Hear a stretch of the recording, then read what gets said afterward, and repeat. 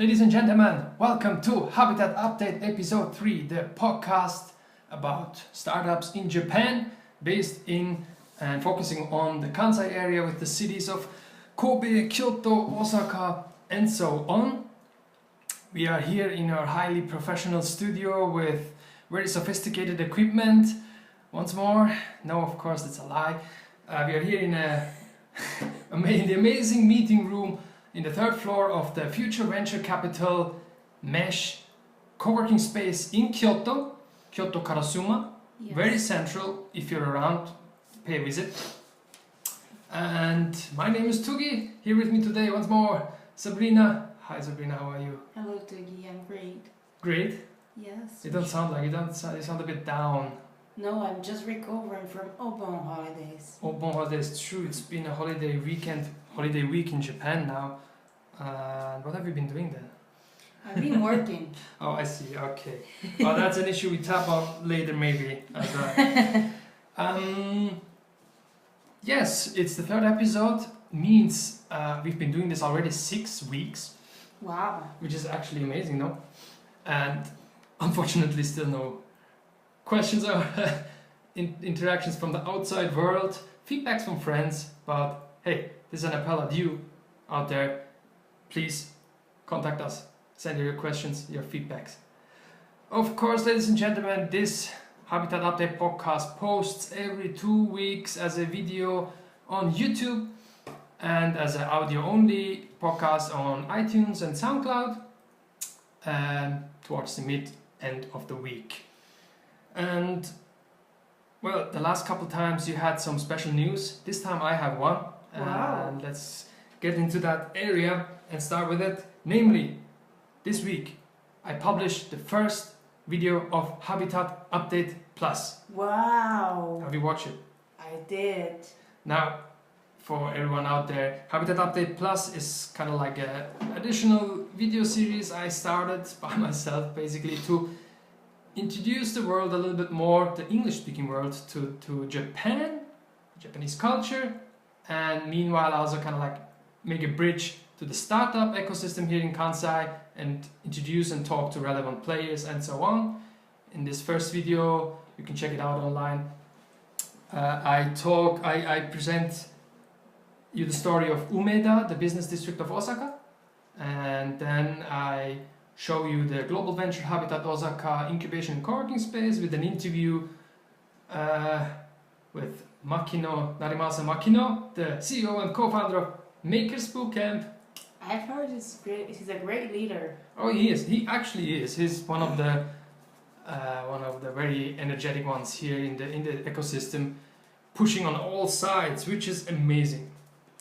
Then I have a sort of bad news. So we are hosting this podcast on SoundCloud, the audio version. The video version is on YouTube, that's no issue, but the audio version is on SoundCloud. Now SoundCloud might exist or not exist in a couple of months. I haven't checked the news because they were a little bit in trouble, I guess, with money. And on the other hand, I am using the free service, which means I have a limit of, I guess, 180 minutes to upload, which means that I can maybe make four episodes online at the same time, 4, and then I'll start removing from the end. So from next week you'll have the next time you'll still have all the 4 episodes. But if you care for the episodes, you can download the previous ones on SoundCloud or on iTunes and keep them on your in your library. Sure. Let's move on to the other news. First, very briefly, 2 big names, Wantedly and Money Forward, 2 startups from Tokyo, announced filed for IPO. Wow. Always a good thing to hear. Wantedly, it's a social recruitment platform, very popular in Japan. I guess you had some experiences with it, no? Yes, as we did once. We had a good return. We used the free version, but then they offered the freemium one, and then with the free one we achieved the number of candidates that we were expecting, and actually we couldn't manage to answer all candidates, so it was really good. It's a good return for if you're looking for candidates for your startup. Try it. It is worth it. And the platform is not just a it's not just a job listing, but it's more, it's like A social platform. a social platform. So you get to hear of employees or people who have engaged with the startup about what the startup is doing and the vision and the co-founders and the environment. Is a really cool and clever way to do recruiting for startups. That's good, and they already have been, I guess, expanding to some other markets as well, like Singapore and so on. Good to then, Money Forward. Money Forward is a personal accounting solution, fintech startup. I personally haven't heard much of them before, but they seem to be big.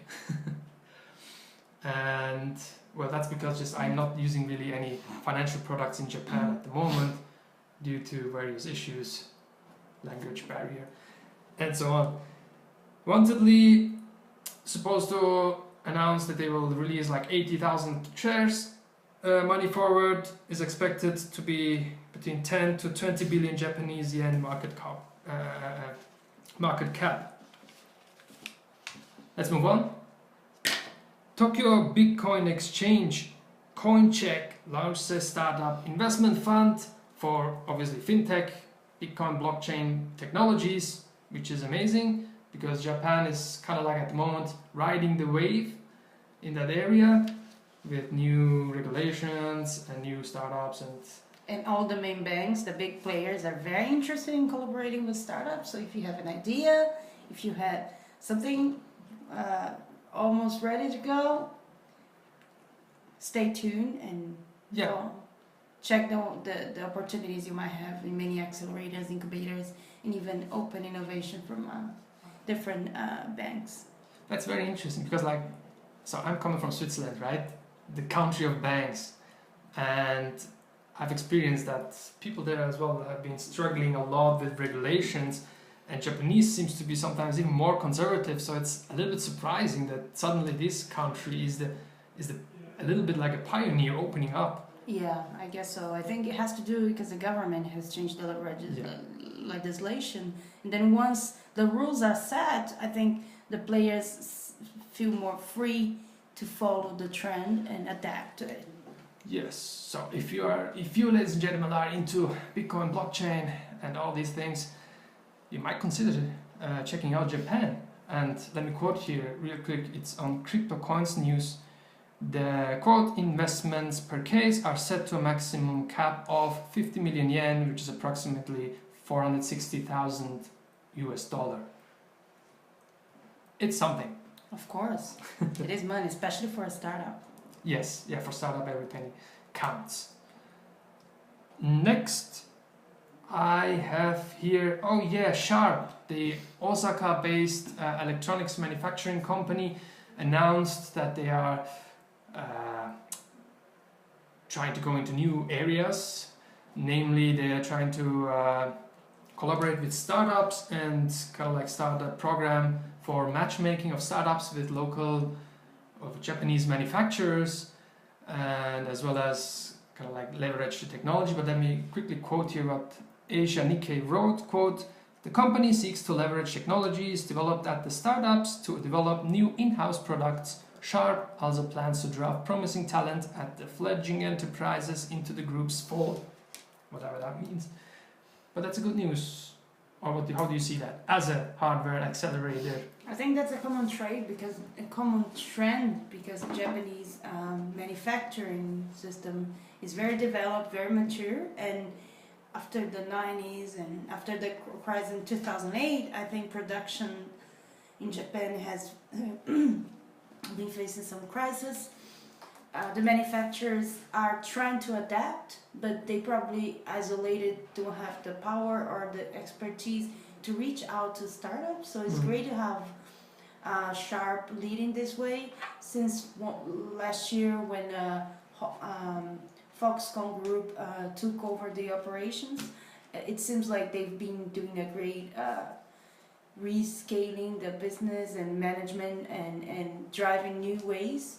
So it's good to have an international management system here, and it's great for startups because they have the know-how, they have manufacturers, and they will provide probably acceleration education. So that's pretty much what hardware startups need in order to prototype and reach mass manufacturing and get in touch through their supply chain, reach retail. That's great. Yeah, it's good to hear. And it's very interesting because yes, Sharp was one of the shaky companies, right? They're one of the big ones that had some trouble a couple of years ago, Yes. and now they're a little bit reinventing themselves and trying new ways, and could be a model, a start for the other companies as well to have a look into new ideas. Sure.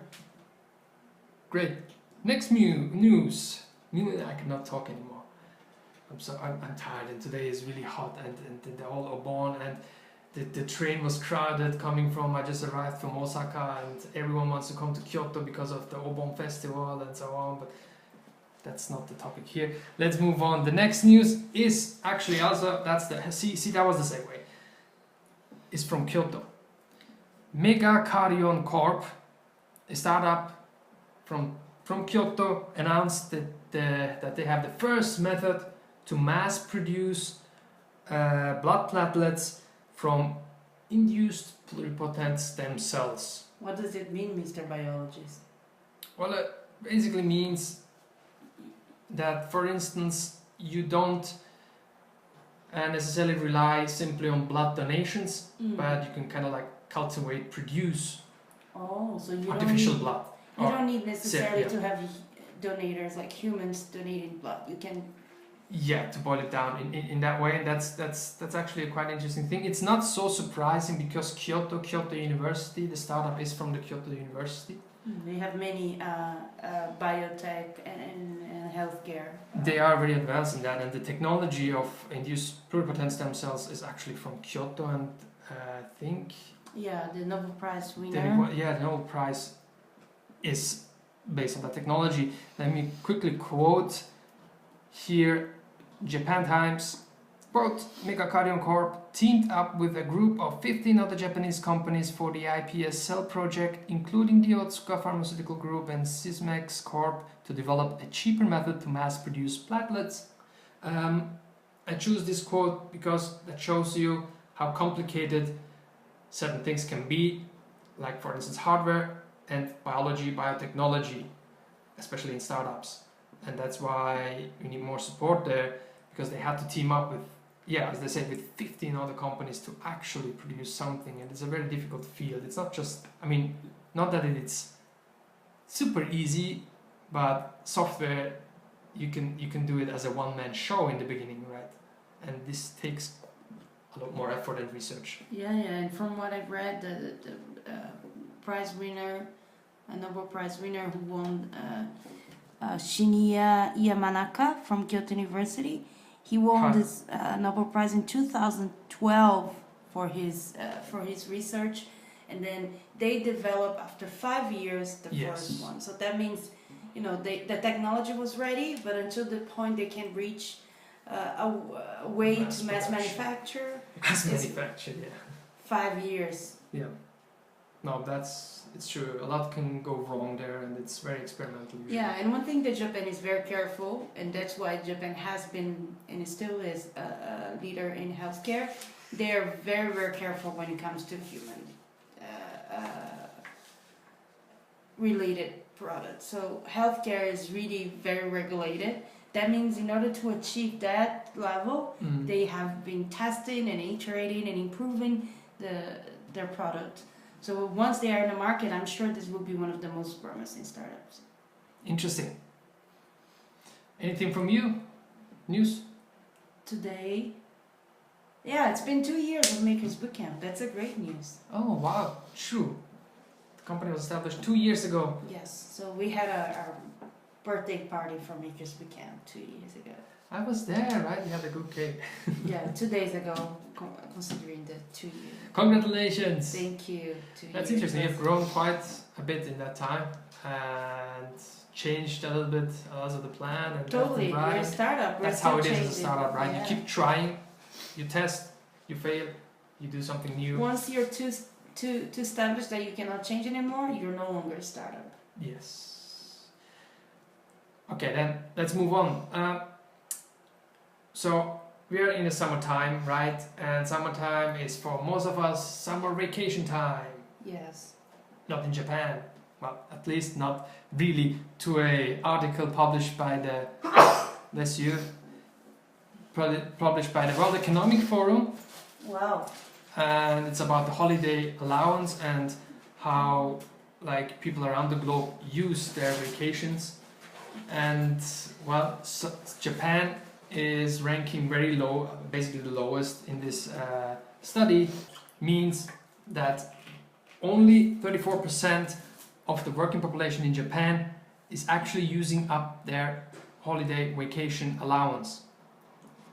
I mean, like 34%, imagine Japan is a country of 120 something million people. That's like, it's quite a bit. 127. 127.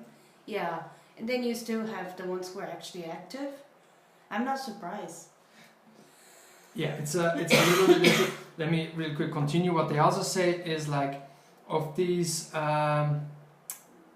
a similar range, only about maybe 30% of everyone taking vacation kind of like manages to not check their messages and work mails and so on. This is a little bit shocking, no? Real quick, the background. This article is, these figures are based on a study by Ipsos, a market research company, global market research company based in France, and they basically conducted surveys around the globe, and the numbers are based on like 1,000 participants, representing the statistics for each country, and which is not surprising because the work ethic in Japan, well, let's say, needs improvement. Or how do you see that? I think it's more Japan is a society of consensus building. So, and anything that you might do that can possibly hurt or cause issues for your company or your team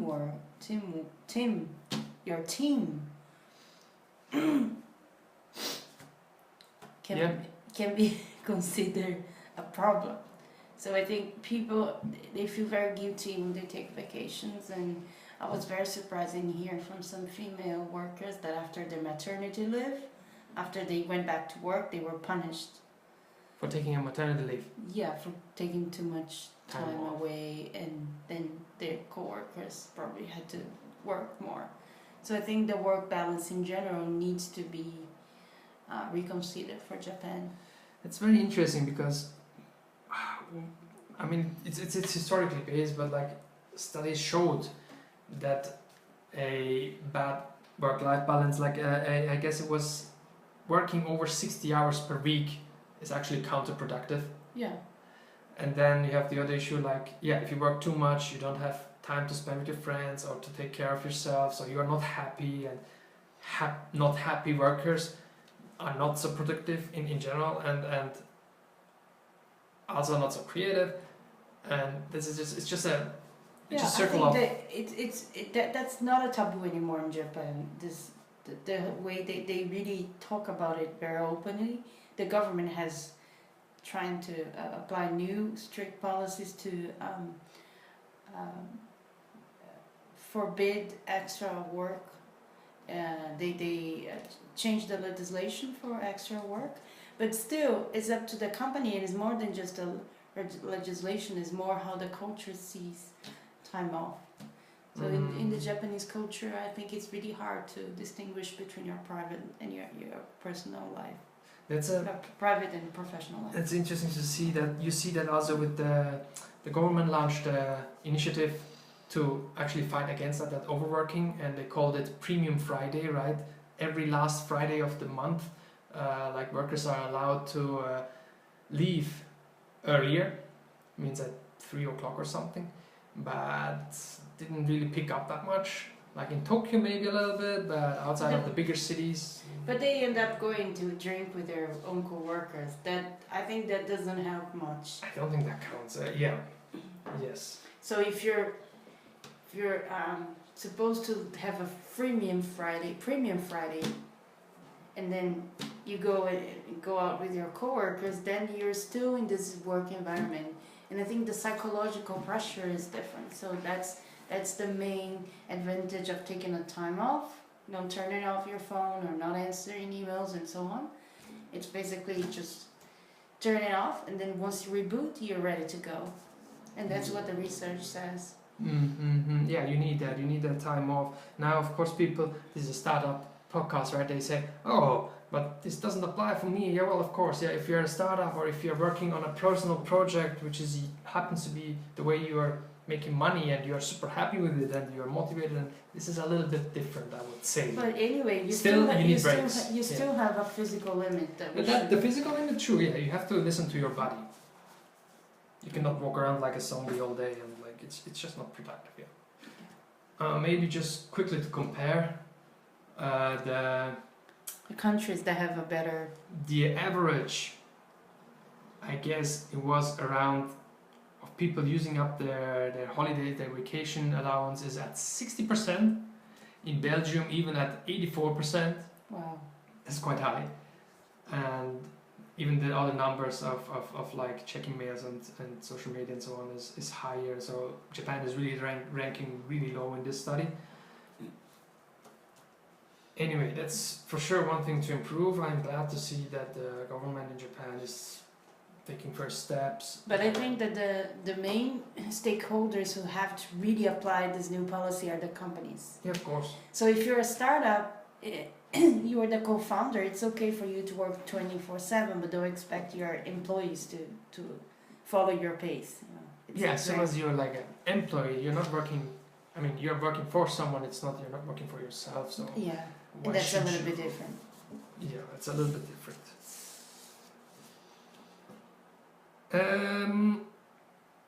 Great, ladies and gentlemen, let us know what you think about this, what you have heard outside of Japan about all of this and how your opinion is, or if you're living in Japan, what's your experience? Share it with us. Let's move on. Oh, inhabitants. Who you want to present today, Sabrina? I want to present one startup and two players that are doing amazing things for startups here.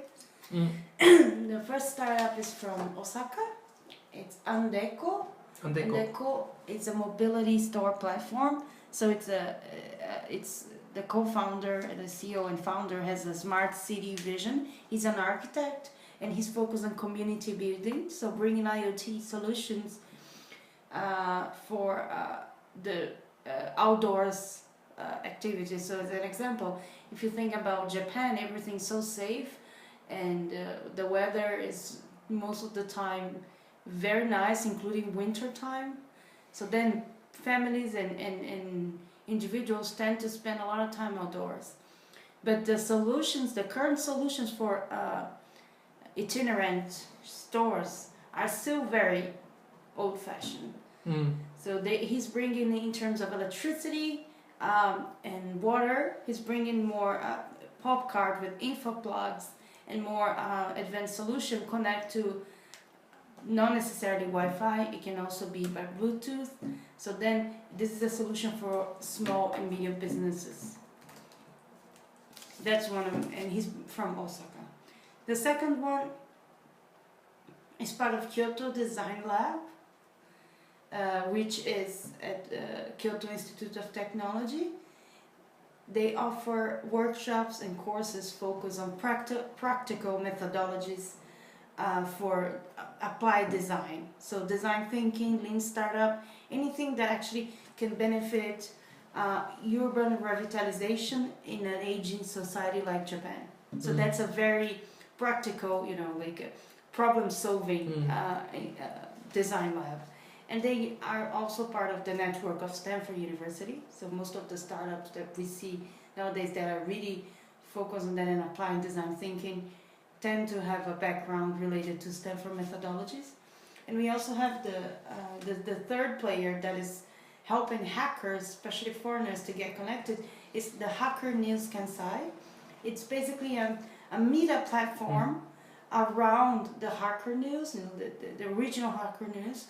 But they are based in Kyoto, Osaka, and Kobe. They meet, I think, monthly, and they talk about tech, design, games, and startups. So apart from the community, They also have amazing professionals that sometimes are looking for jobs. Sometimes they can introduce you to potential candidates to work for a startup, or even you can get together and try to solve a problem together. And we need hackers.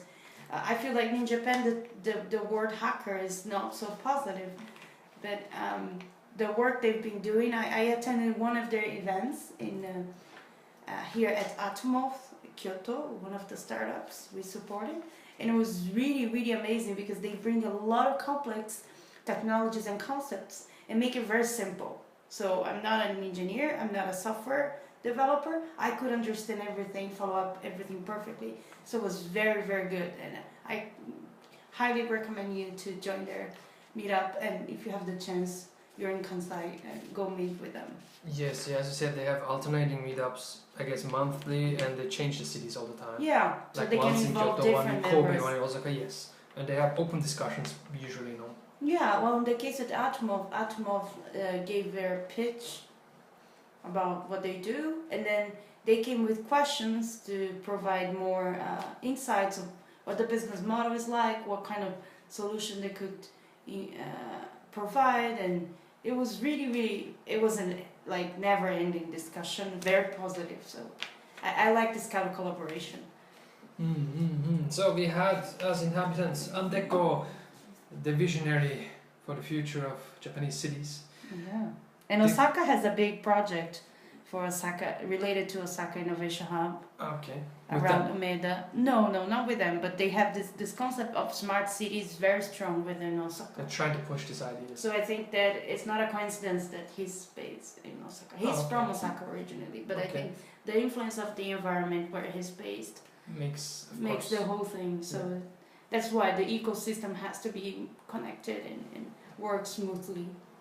Okay, so again we have Andeko, then we had the KIT, Kyoto Institute of Technology Design Lab, D-Lab? Kyoto Design Lab, yeah. Is it Kyoto Design Lab? Yeah. So the Design Lab, it's KIT, part of Kyoto Design Lab. It's part of Kyoto Institute of Technology. KIT is another university. Yes, yeah, but ladies and gentlemen, don't get confused by that. I will of course post the links or display them here, and you can just check out everything. And then we had Hacken News Kansai, a group of tech-experienced entrepreneurs, foreigners mostly, hackers, talking about new technologies, gaming, design, development, coding, whatever, and startups, and so on. So very interesting. Thank you very much for that. My pleasure. Let's move on to the next section, which is events. Well, the GBA Startup Camp is about to start. Really? I mentioned it now in every episode. Starting at in 4 or 5 days. Okay. But I think if you have a last minute request to join, feel free to do so. Then, in the past 2 or 3 weeks, we went to the Osaka Monozukuri Tour event with Hope Light Power at the Osaka Innovation Hub. I think you can tell more about that. Yeah, we co-hosted this event with the Monozukuri Consortium. So we have, together with Fab Foundry and Tech Shop Japan, Makers Bootcamp is working on unifying all the efforts to support hardware startups in Japan, especially connecting more Kansai with Kanto region. And we had an event when we explained a little bit what Monozukuri Consortium has been doing since last year, since we started. So basically we organized the Monozukuri Hardware Cup. It's a national competition in Japan to select the finalists from Japan who represent IoT startups in the international competition in Pittsburgh. And we also introduced Hope Light, who's part of the US ecosystem and has been applying technology to very specific smart solutions for the city. So that's the kind of thing that Osaka and also Japan is inspired by. It's how to use technology to benefit the population. that was that. I think we haven't been to. I haven't been to any other events. Apart from that, no. Not really, no. No. Okay, let's look forward to the upcoming events. Now, one of them will be Code for Kobe, but depending on when I post this, well, it's basically tomorrow, August 17th, Okay. in Kobe. But don't you worry if you missed that one. You can still go to Code for Osaka, Wow. August 23rd. Is it the same group? Not sure. I think these are like cells based on the same name, but Okay, like branches. I haven't checked. I don't. Why are you asking these difficult questions? I'm sorry. Anyway, let's move on. There's also, when we have Code for Kobe and Code for Osaka, there will be the Code for Japan Summit in Kobe, Okay. September 23rd. So mark that in your calendar. And then next weekend, do you have an event? No? Yeah, we have the September 1st? we have the September 2nd. Second. We have a craftathon. It's a craftsmanship hackathon or activity at the new space. Makers Camp is helping around with Kyoto City. We'll post more information later next week. But that's for like connecting the Kyoto traditional handcraft community with new technologies and how we can solve problems with new ways that haven't been thought before. And that will be our first event. And in the same weekend, we are gonna join a startup weekend Kyoto. I'll be helping the group with mentorship, and our CEO Makino will be a judge. And we're really excited because there will be a group of international students here, so it's gonna be really interesting to get together local community and foreigner students. Yeah, the startup weekend Kyoto from the 1st September to the 3rd. Yeah. That's very interesting. This is from the Kyoto Design Lab we mentioned before. Sponsored by Kyoto Research Park, KRP. Sponsored by the Kyoto Research Park, and yeah, the Design Lab is very active, and they're collaborating with local institutions, organizations to bring all these very interesting events to Kansai, and we need that. We need more of that. That's great. And actually, talking about it, this is a bit far-fetched, but then we have also the Startup Summer School. Kyoto Startup Summer School. Kyoto Startup Summer School. Yeah, actually they write it KS3. Also by the Kyoto Design Lab. Yes. It's gonna start soon actually, and then there will be an open demo day on the 8th of September. At Kyoto Institute of Technology. Yeah. And if you want to mark one more thing interesting in Japan regarding startups, it will be the Tech in Asia Japan event, which is end of September 27th, 28th in Tokyo. Save the date. I went there last year. It was very interesting. International startups, international speakers. You've been there last year? Yes, it was great. I highly recommend. I would say it's the top 3 startup events in Japan. How many are there? Quite a few. The bigger ones, the international ones. Yeah. Great. That's it from the events section. Let's move on to the habitat echo. So what kind of feedback do you have to echo this time? Yeah, as I said in the beginning, there's really no one interactive with us. I'm a little bit sad, but you can do better. I believe in you. I'm constantly checking my Twitter account, which is at Günes, or same for Sabrina with at @makersbootcamp. So send us your questions, your stories, your input, feedback. Also per mail, I'll blend in the mail, and you can also find it in the descriptions of the video, of the podcast. Well, thank you anyway. We're here for you if you need us. That sounds weird. Well, that's more or less it. Do you have anything to add for today's episode? I think we're pretty much through the whole thing. We have more news, but I think we can go for the next episode. Yeah, sure. So stay tuned to the pages for news of Makers Bootcamp and the Global Venture Habitat and Habitat news in general. Check out Habitat Update Plus. and apologies if this setup is not super high quality. Maybe I should go closer to the microphone and talk like this. Is this better? I don't think so. Ladies and gentlemen, you notice I'm getting tired here. I have to leave the house.